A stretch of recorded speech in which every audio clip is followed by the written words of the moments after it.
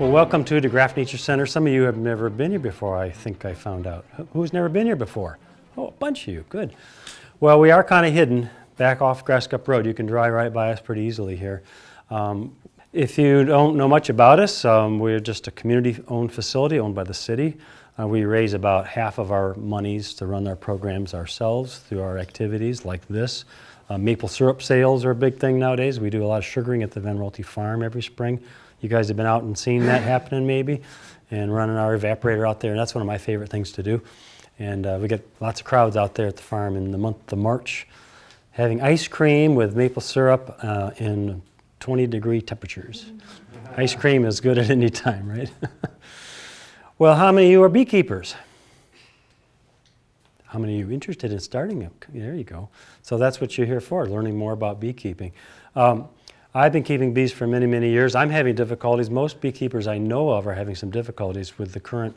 I live out in the countryside, and there's some situations. If you live out in the country with a lot of corn, a lot of chemicals and pesticides are being used on crops that are affecting our bees. And that's just this last week. There's been new articles about confirming the effect of some pesticides on insects out there. If you're keeping bees in the city here, the bees range about 40 square miles in their territory, an area 6 by 7 miles square. And so if you're in the city and you're back away from the agricultural areas, you're have an easier time, I think, of keeping bees. So that's just sort of an introduction to the problem I've had. I've had my colonies decline. I've talked to seasoned beekeepers that have had 15, they're down to 4 or 5. And so that's the challenge, I think, ahead. And hopefully our government will clamp down on these class of pesticides introduced back in about 2005, and that's when the problem started. So it's an interesting thing. Yeah? I have a neighbor who puts Roundup on his lawn. Well, Roundup is an herbicide that does not affect insects. They don't feel it. It kills whatever it touches. But the insects in a pesticide the new class of pesticides is systemic. They're called nicotinoids, and the farmers like them because they don't affect mammals. They're very harmless to people and other mammals, but they're very effective on insects. And it can penetrate the soil. It can get into neighboring plants and other flowers the bees feed on. It isn't just going to be on the corn. It spreads to neighboring plants through the soil, and it's one. Once they ban it, hopefully, it'll take a while for its effects to go away, I think. But anyway, let's go into the happy part of beekeeping. It is a neat thing to learn about their lifestyle. It is a social insect. You know about that much. You all heard about the queen bee, and she is. We call her the queen because she is critical. She gives off a pheromone, a chemical that really directs the activity of the hive. If she is gone from the hive and dies, the workers know it right away. And they will set about the process of replacing her. And they find a fertile egg of hers, and they'll feed it a special diet called royal jelly. They feed an ordinary worker bee, and they'll feed it a special diet. It'll grow into a queen. It actually creates a cell that looks kind of like a peanut, because she's bigger. So it's a bigger cell. And sometimes they'll create more than one queen. So when they emerge, they duke it out.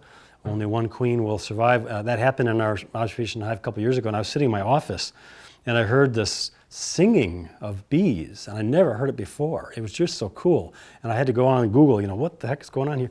And it was 2 queens finding each other, seeking each other, and then ultimately duking it out.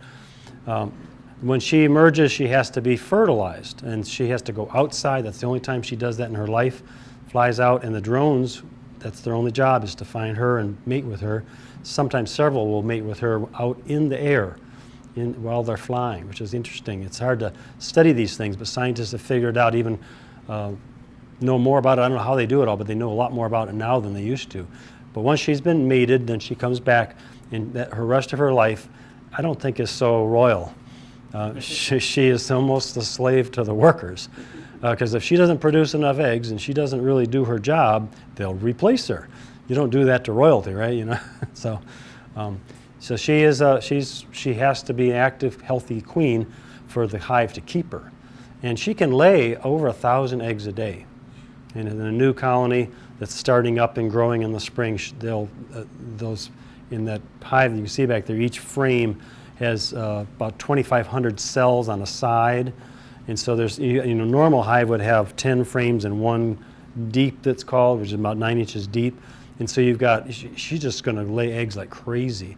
And they, as they eggs hatch, they turn into little tiny white larvae, and you can see them in the cells if you can peer through the masses.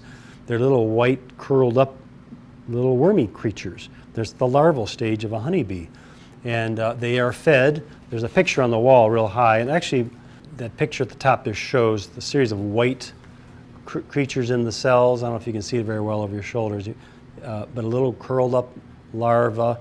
And they feed it. You'll watch these bees going in and giving them food and feeding the larva, and it grows and grows and grows then it gets to be the pupa, and then they cap it off when it's in the pupal stage, and that's where it transforms into the adult, basically.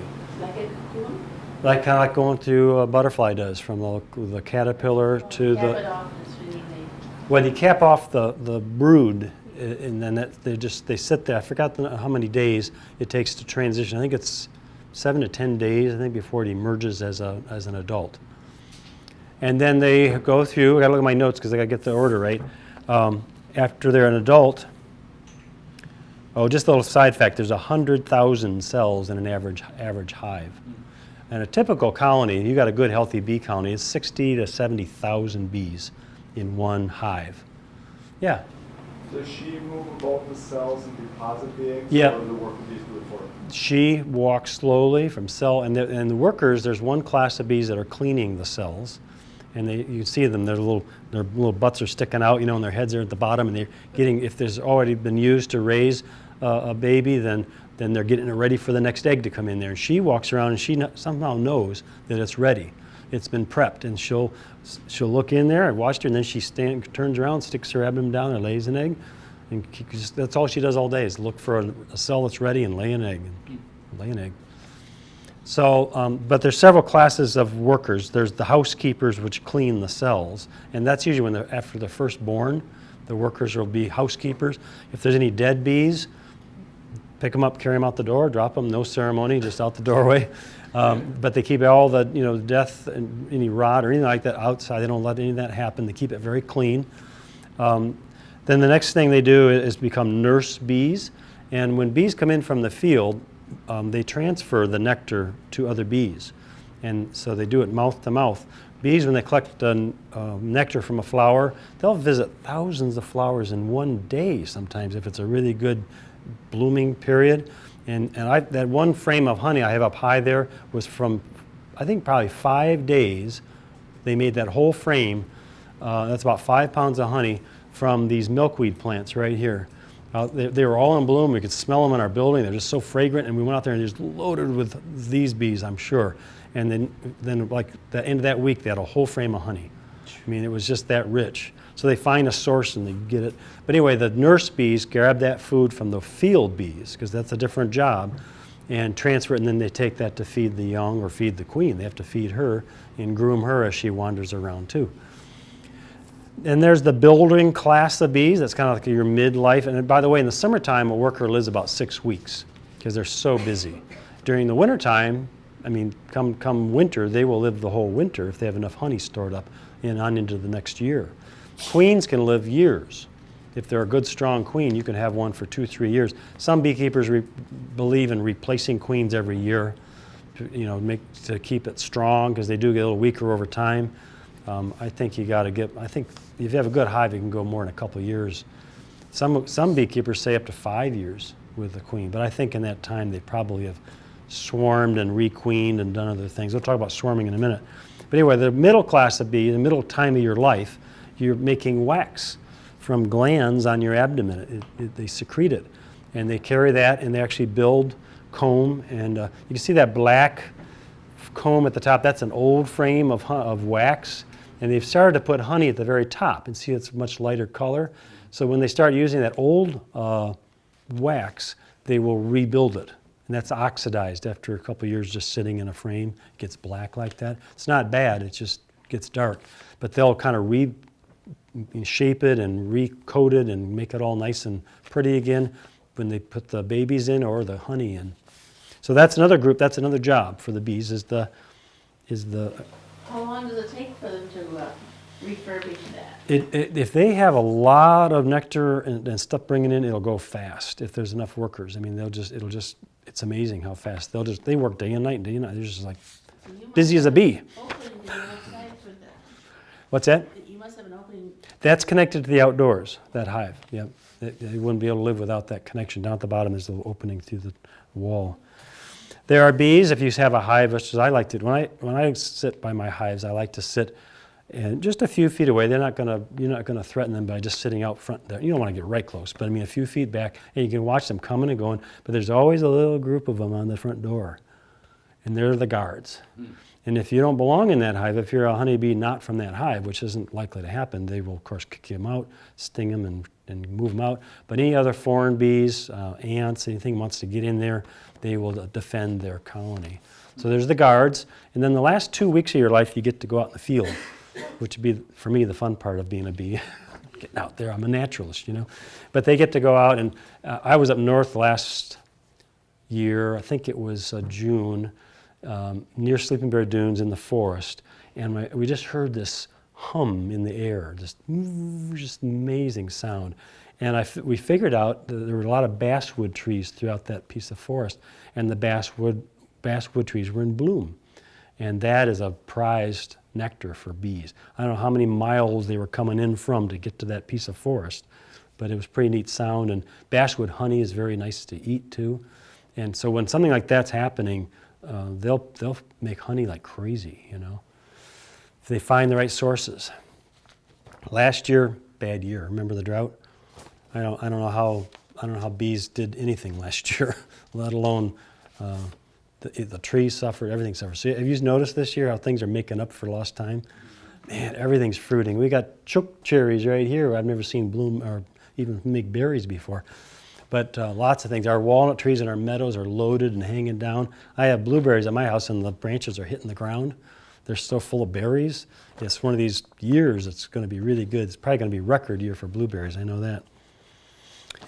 Well, when they do really well, a bee colony will grow and grow and grow and then get too crowded. And then that can happen in our observation hive because that's just 8 frames and that's only half of a normal hive at the best.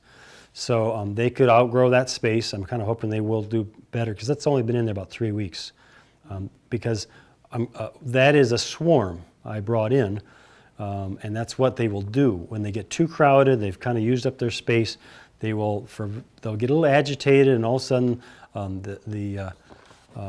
got to remember now, they make a new queen, and the new queen goes off with the swarm. And about 40% of the bees will leave. So all of a sudden you come in one day like, where'd all of our bees go? Well, they got too crowded, and it's a natural thing for bees to do. Usually if you ever want to see bees at our nature center when the building's closed, they swarm across the pond, and there's a tree on the other side of our pond that's always got bees in it. It's about 20 feet up, this big mass of them. So that seems to be the closest one they find. But when they swarm, they go all out and they'll just hang. You've seen pictures of that. So that's how it'll look when they've left. And there's a queen in there and a bunch of workers and stuff. And they have no honey, they've got no brood. And so that's when you see the pictures of people wearing them on their faces and all over their bodies because they really don't want to sting when there's nothing to defend, basically. And during this time, they have scouts that are heading out, and they're looking, and when several scouts find the best, they all kind of come to a consensus after a day or two of where a new home will be. They'll all take off, and we had them swarm once from here, and we were like, they were all leaving the hive. And I was like, no! And I went out this door, and they're all in this pine tree over here, and all above the building is just a cloud of bees over the building. It was pretty cool to see. But I was able to actually get them. They all started hanging in a tree, and I was able to shake them into a hive, and we brought them back in. I wanted to show people bees. So anyway, that's a swarm. And this swarm came from Yonkers Gardens about a month and a half ago now. They called us, and there was one just like that hanging on one of their planters you could buy, little hanging baskets. And there was a basket and then bees. And I don't think anyone's going to buy it that way. So they called us, and Don Lamb, who's the area beekeeper, maybe you read about him in the article, lives right a block away here. He and I went over there, and he made me put on my bee suit. He was being brave with no bee suit. But usually the swarms won't sting, but if they're a little hungry, I learned my lesson a couple years ago. Someone called me, had a swarm, and I said, oh, bees don't sting when they're in a swarm because they got nothing to defend. You heard me just say that. So I walk up to this mass that's in a bush, and I start to shake them, and they start coming at me. I had to run for it. Looked like a fool. So I called up Don. I said, what's going on? These bees are stinging me. He says, well, if they're really hungry and they haven't found a new home, after several days, they get really cranky. And so would you, right? You're hungry, no home. So what you do is you just take a bottle of some sugar water and you spray it all over them, and they all start eating that up, and then they are all happy again. And then you can do stuff. I didn't know that at the time. You have a question? Yeah, when they go out as a swarm, they instinctively must know something about the weather, because I thought in the evening time, as the temperature goes down, they have to be in the hive to stay warm. Yeah, they don't have to. In the summertime, the swarms usually happen as the hive is really growing in June, and they'll swarm in July. It's kind of typical swarm time. So temperatures aren't a big problem. That's warm, that's plenty warm. So they just hang out until they find a new home, and then they all go en masse. And then when you collect them, like you shake them down into what, a bucket? We took a regular 9-frame deep hive over there, set it below them. We actually took the planter off, and then we just went like that, and they all dropped in. Yeah, they just all dropped in there with the queen. There's no loose ones? Yeah, there were, because a lot of them were out, scouting and around and such. So we had to leave the hive. We put it up on a little stand right near that planter. We sprayed some bee repellent on the planter, so they wouldn't come back and land on it. And then we watched for a while and make sure the returning bees were finding their friends, and they were all going in. And Don went back over after dark, and then they're all in there at night. They don't fly at nighttime. And he brought it over here and set it right by outside that wall on the ground out there. And then we just let them be there for about 2 weeks while they adjusted to that hive and moved into those frames. And then I came in one morning real early, like 6 or 6:30 I think it was, and moved them when it was cool and they weren't flying yet into that observation hive. And that whole thing I can take off the wall and carry outside and set them in there. I don't think hardly any were astray. And so it was a very good move for them. So, What do you estimate it's in a swarm? Several thousand? well, it can be 20, 30,000 of a full hive that's 70 or 1,000 or more, yeah. So it's a lot of bees. It's enough to start. What we ended up with is what I wanted for this observation hive is what's called a nuke, short for nucleus. You buy a queen and a lot of brood and some honey and workers, and you kind of have this whole mini hive. You can buy those to start up a beehive, and they're kind of expensive. It's like $160, I think I saw, for one nuke. When you buy a package of bees, you're just buying the workers and a queen, and you put them in, and they have to, it's harder to get the whole thing started. You buy a nuke, and you've kind of bought a mini hive that just has to grow more. So, but a package is like $60 to $70 now. It's cheaper. Yeah. So like the guard bees and stuff, when you brought the swarm over, do they accept some and not others? Or? No, the guards during a swarm aren't doing they don't even have a job. Okay. They're on break. Like those, when you put them in there. What's that? Like when the swarm you put in there, so they. Once they're in there, they got a queen and she's laying eggs. Back on duty. So the ones that were already there didn't mind that the swarm came. There were no bees in the hive. We had started a package this year and it didn't work. And it was a bad queen, I think. We just couldn't get it going. So this new colony is doing very well. Yeah? You mentioned you buy like a new for $160 or where do they come from? Or can you get them by region? Or? Yeah, well, the beekeeping, if you really get into beekeeping, you should get in touch with the beekeeping associations. There's one in Kalamazoo and there's one here in West Michigan. Every city's probably got a group, that gets together. And you can pool, like Don Lamb drives to Georgia twice every spring and fills up a van and a trailer full of packages, mostly for the beekeepers that do pollination on the blueberries and the fruit crops, but for hobbyists too. You just buy your package and just tell him you want a package at one of the meetings, or even just call him at his home before April. And he goes down to Georgia and gets the packages. So anyway, the other part about let's see if I covered it. I covered that part. This is kind of interesting fact. There's 2 million flowers need to be visited to make a liter of honey. Now, this is a European measure, but a liter, a little bigger than a quart, right? 1.6 quarts per. So 10 million visits to flowers to make that much honey. It takes a lot of work. I want to make sure I've covered everything. You guys got any questions so far about this? The different jobs they have? Yeah. So like the flowers themselves though, I mean, if they're not watered, how much pollen do they actually produce? Once Well- it lands on it, is it done? Or do you gathers everything? Well, after a flower is pollinated, it's done. I mean, that's the relationship between insects and the flowers is the flowers want to be pollinated so they can produce seeds. But and so once they've done that, been pollinated, they're done. So the progression of flowers is important. From early spring things like the tree flowers, you don't realize, but there's tons of flowers in the trees, and then through all the prairie type species, and there's a lot of kinds of flowers that they go to. Goldenrod is a really, people think it causes allergies. It doesn't. It's one of the main flowers of the fall, the asters and the goldenrods. Goldenrod doesn't cause allergies because it doesn't blow, the pollen doesn't blow in the air. It's sticky and the bees collect it. So to get it in our sinuses, it has to fly through the air. So grass pollen, ragweed, and those are the ones that really affect us. But and some tree pollens like oak pollen, I know bothers me. But anyway. I have a question. How much Yeah. does a swarm weigh if it's like 20,000? Oh, not much. No, I mean, I didn't even think about how much it weighed when I picked it up. Not much to them. So, no. I think that's how they do it. Yeah, when you buy a package, you get a 2-pound package or a 3-pound, depending on how big, it's a little different pricing. And I've already given Don his box back, but there's just a box like this big with a bunch of bees hanging in there. Is the package the same thing as a mini hive? No, I think probably mini hive would be a nuke, because that's like got brood in there and honey and other stuff, and that would be if you can afford it, that's the best way to start a hive. But most people do the packages. Yeah. I'm assuming they must have to have some sort of water source. Well, you don't need to provide that. They forage for that. It is good that they go to streams and rivers and banks of things to do in the morning is big.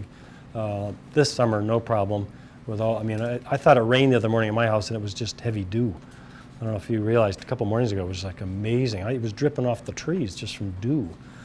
So this year, no problem. Last year, again, a tough year for everybody. I want to go through. This is a $15 billion a year business just in the honey production in our nation. But, and you've probably all heard how important the bees are, honeybees are especially, but even our native bees. I have a poster there featuring our native bees along the window. There's all kinds of little bumblebee type species, and there are all kinds out there, but they're all our native pollen. Those are native pollinators that are here. Honeybees were introduced to our country during the colonial years. They've been here many years now, but they are native. These bees here, they're called Italian bees. They're from Europe. And the Egyptians, kept bees. And they found honey in the tombs of the pharaohs. It's a very ancient thing. But honeybees were not in North America till the early colonials brought them here. Does the colony collapse? Does that affect the native bees? Yes, that's what they're finding, is that it's not just our honey. That's the scary thing. We need the honeybees now. There aren't enough native bees to pollinate the crops that we have. We have to use the honeybees on the blueberry fields and such. But the native bees are being affected too, which is why they're making people aware of native bees, Even yellow jackets, which we all hate, right? You all swarm out at you when you're mowing the lawn. Kill them, kill them, kill them. Well, kill them if they're in your lawn, that's sure. But if they're off on the edge of the woods, don't go out of your way to kill them. They're good predators on pest insects. They're really good in your garden, just not on your pop can when you're drinking it. But there's good and bad and probably everything. But this is the list of fruits that need to be pollinated by native or honeybees. Apples, we kind of like those. Apricots, avocado, blackberry, blueberry, cranberry, gooseberry, raspberry, strawberry, cherry, grapefruit, lemon, mandarin, nectarine, tangerine, kiwi, which is New Zealand, mango, passion fruit, peach, pear, persimmon, plum, and prune. That was alphabetical. That's a lot of fruits. We like them all. Also soybeans, sunflowers need, and flax need a pollinator. Nuts, like the almonds, you know about the almond, but cashews, chestnuts, coconuts, and macadamias. And then the vegetables. Asparagus, beans, broccoli, Brussels sprouts, cantaloupe, carrots, cauliflower, celery, Chinese cabbage, collard greens, cucumber, dill. I'm waiting for my cucumbers to get pollinated. There are a lot of flowers and they're not growing a lot of pickles this year. Eggplant, garlic, kale, lima beans, mustard, onions, parsley, peppers, pumpkins, radish, rutabaga, squash, turnip, and watermelon. Watermelon, yeah. So that's a lot of crops. Yeah. What else besides honeybees pollinate? Trying to think, what would be, bats in the tropics. They're one of the main pollinators of a lot of crops. Trying to think what else. Of course, there's butterflies, and they do some pollination. Hummingbirds? Yeah, hummingbirds. There's some flowers that are really hummingbird flowers, like columbine. It's a popular garden flower. Is designed for the bill to go up in there, and the pollen hangs below and gets all over the hummingbird's chin. And they go flower to flower and move the pollen around, and it's like designed for hummingbirds. Any other questions on it?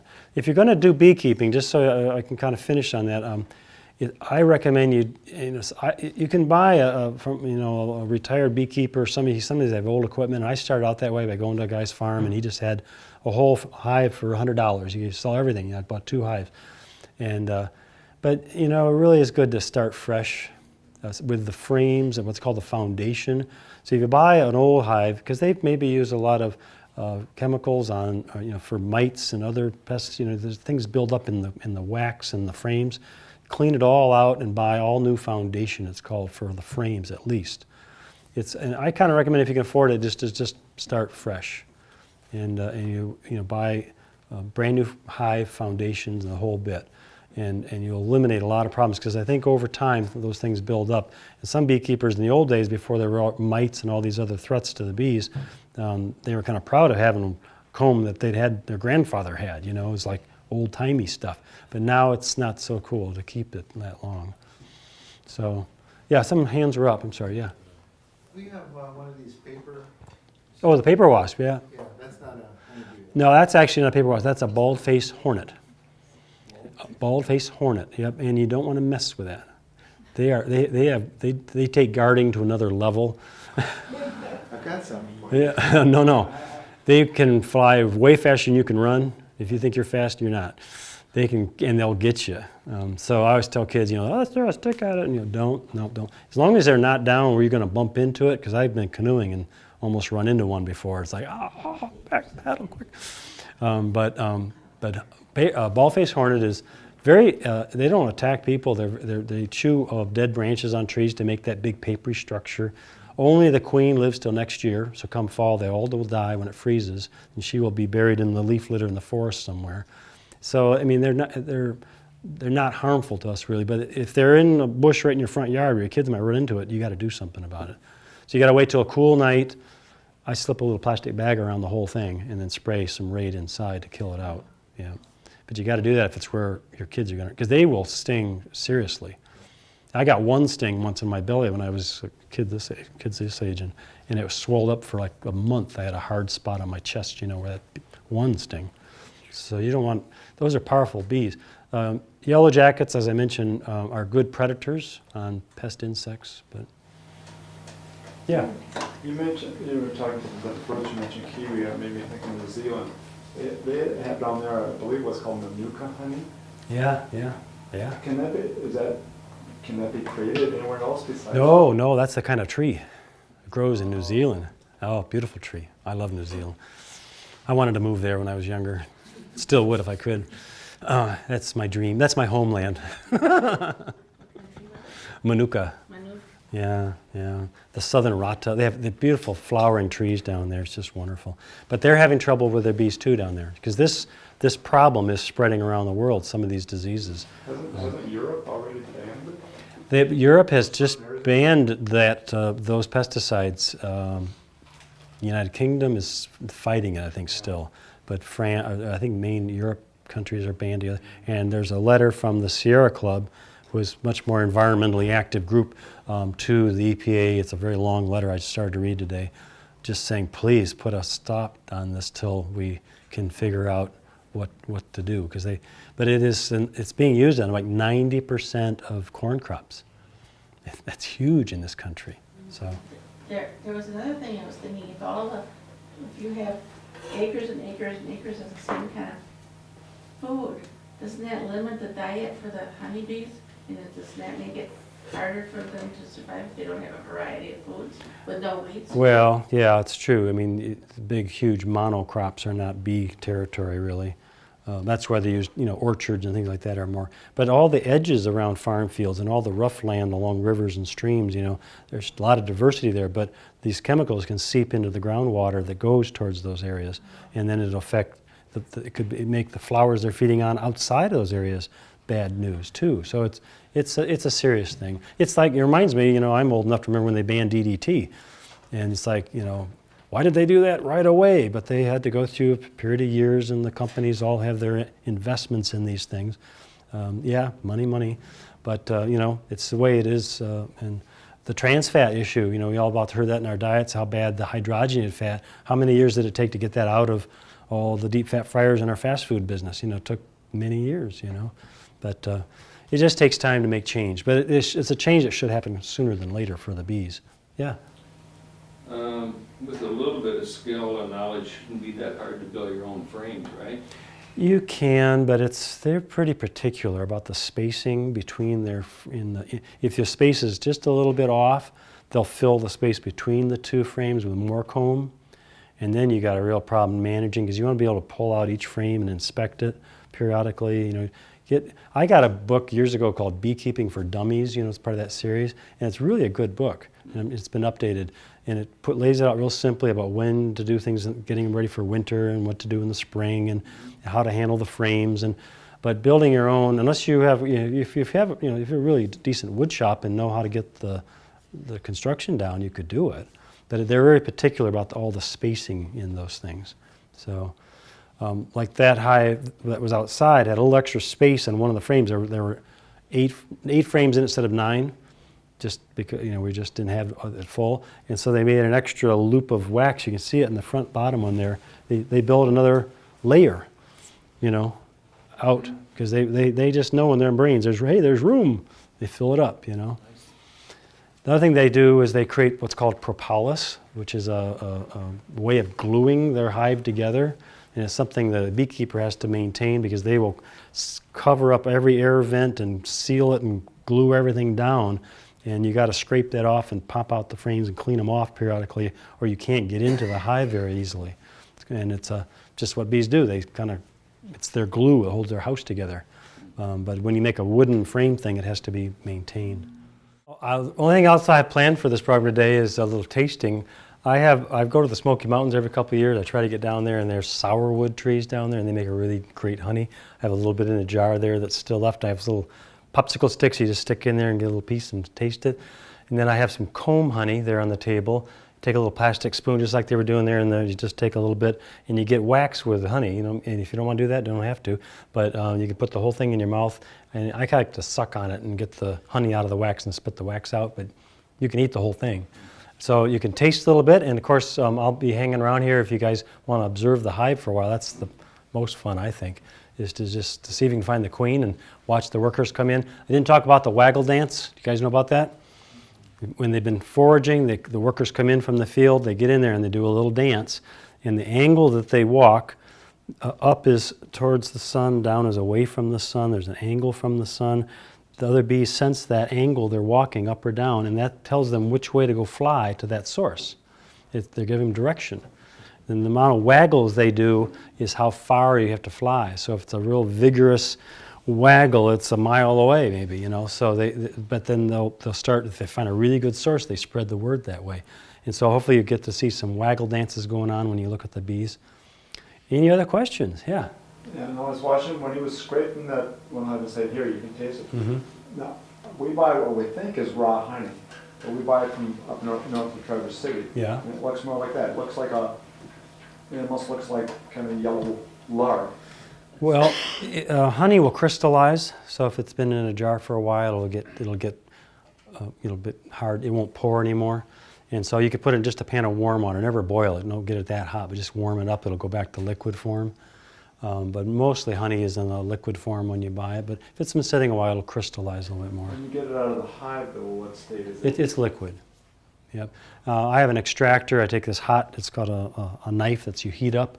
You take a whole frame of honey and you run the blade down, and you take all the cappings off the honey on both sides.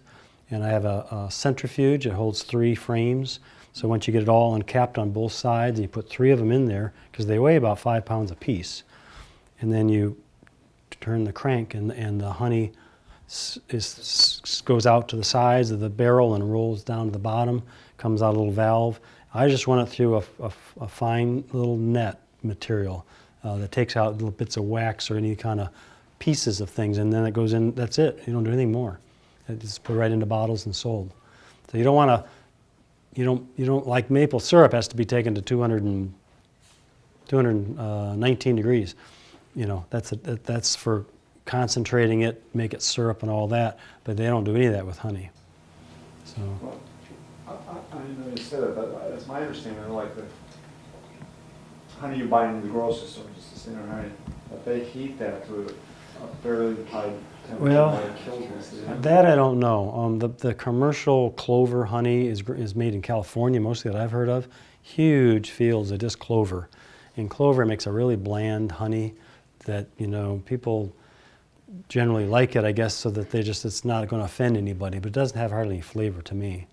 So when you make your own honey in your own hive, it's going to be way different than that. In fact, you can even see it.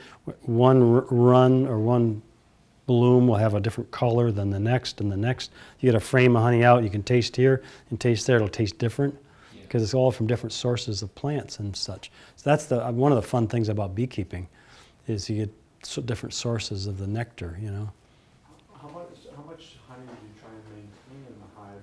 They need to go into winter. In the winter, they have to be left with about 70 pounds for them to feed on to survive the winter. 70, yeah. But every frame of those, they're called they're about, 7-inch. Those are honey supers. So you have a queen excluder you put on top of the hive, so she doesn't go up there and lay eggs where the honey's being put. So when she stays in the bottom 2. There's usually 2 9-inch frames this high, or deeps. They're called hives. Honey, a queen excluder put on top of that. Then you start stacking up once the hive is full of honey, you got to give them room, or they'll swarm. So you got to give them room to put all their extra honey. And I've had one year I had up to 3 supers on one hive. I've seen some with 5 and 6, but usually when a honey super's full, it's about 50 pounds of honey. So that's quite a bit. You get 2 of those on every hive. You got 100 pounds off of every hive. That's a lot of honey. So you get 5 hives. You get like this guy. That one had how many hives? 7 or so. He has like 500 pounds every year. He was taking off of there to sell. How often do you harvest? Just in the fall. Once in the fall? Well, once late summer or September is when you take off the surplus, and then you make sure there's enough honey for them to get into winter, and you do some preparations and such to make sure the hive is protected enough from the cold. But yeah, just once a year you harvest. You can take it off, like if you have a big run, like that lady was taking off the first run to feed the bees later. I've never heard of anybody else doing that. But one year I did it at my home. Somehow the blueberries were just going crazy, bloom-wise, and maybe this is another year. I didn't see it this year. But anyway, all of a sudden there was tons of honey up beyond the hive in June. So I said, well, let's take some off, just to take it. And it was really fruity flavored. I think it was blueberry honey. And so you can just do that. If it's beyond the hive, you don't want to take from the hive. You want to take the stuff that's above that is the surplus. So they just make surplus. Is it a decent time to start a hive? Now is not the best because it's hard to get a nuke or a package. Now is the time to maybe find a site, start getting the equipment together, and buy one, starting next spring. Yeah. When you're saying above the hive, A typical hive is 2 9-inch, what are called deeps. So you got 2 and they're stacked up on top of each other. So you put new ones up there as it gets filled, so you can fill it up? Well, that's enough room for a good-sized colony of bees, 2 deep. Some people even do 3, but I've always just done 2. And then when that's full of honey and it's like going gangbusters, and then they need room, because you can see if all the frames are full to the top, you know, then you add honey supers. And you got to check those every couple of weeks usually to see if you need to put another one on top, because there might be a run, you know, something happening. So they need room to put their honey. Are they called frames also, or is it different? The frames are what each individual one you slide out are called. Yep. They're called supers for some reason, honey supers. You mean The whole box. The whole box Mhm, with it's the called a super. it's a stack of frames? You stack it Yeah, up? and every super is like 9. Some are 10. So like in the film, those like white boxes that they were showing, that would be one of those. Well, yeah, and they're honey supers if they're only like 5 inches tall, and then they're called hive bodies or deeps in the beekeeper lingo is the hive boxes. Hmm. Yeah, that's where the queen's laying eggs and everything, you know. And in the wintertime they form a big mass, kind of a central ball. And so it can be 10 below. I mean, I've had them, and it's like, how do those bees do that? They do it. They actually eat the honey and generate heat. And the center of that ball is warm. And they take turns, and the ones on the outside take turns being on the outside. My turn. You don't have to insulate them or? Well, some beekeepers will do a little tar paper, wrap around them. I usually have added a little layer of styrofoam inside the top to hold the heat from going out, like an attic, you know. I reduced the door down to a small hole. This is a piece of wood you slide in there. It's got a little space in it, so you don't have the. But the last couple of years I stopped doing that because they need to be able to breathe. They need fresh airflow too. So there's kind of debate about how much you seal them up. Because, you know, if they're in a tree, no one's closing it all up tight. You know, big old hole, you know. And so some beekeepers go out of their way to do something they don't need to, you know. They won't fly. They won't fly if it's raining. I mean, they'll hang. I know our hive is really full on a bad, cloudy, dark day that's rainy. They'll stay in. If they're out in the field, I think they just hang underneath the leaves and stuff. They just kind of hang out like birds do that. They just kind of find a place. Squirrels hang on the sides of trees. Everybody waits for the rain to stop. I kind of wonder, Yeah. okay, a bee may be a quarter inch long. If I'm flying through the air and I get slapped by one, Yeah, they don't fly in the rain. No, What they type don't. of bee is it that's as big as your thumb and it's the color of that black? I mean, it's black. Their back end is black. That's a carpenter bee. Is that carpenter? Hmm. They're the ones that they'll go into a beam or they'll tunnel in and they lay they're solitary bees. They really won't harm things. People don't like it when they make holes in things, but they've been drilling in our front entryway pillars for years, and there's just occasional holes. But they're big. They're one of the biggest. They're in the picture over there of the native bees. They're the biggest of the native bees, I think, or one of them. Nope. These bees do not produce honey, but But they do go under the flowers. yeah, but they're pollinators, exactly.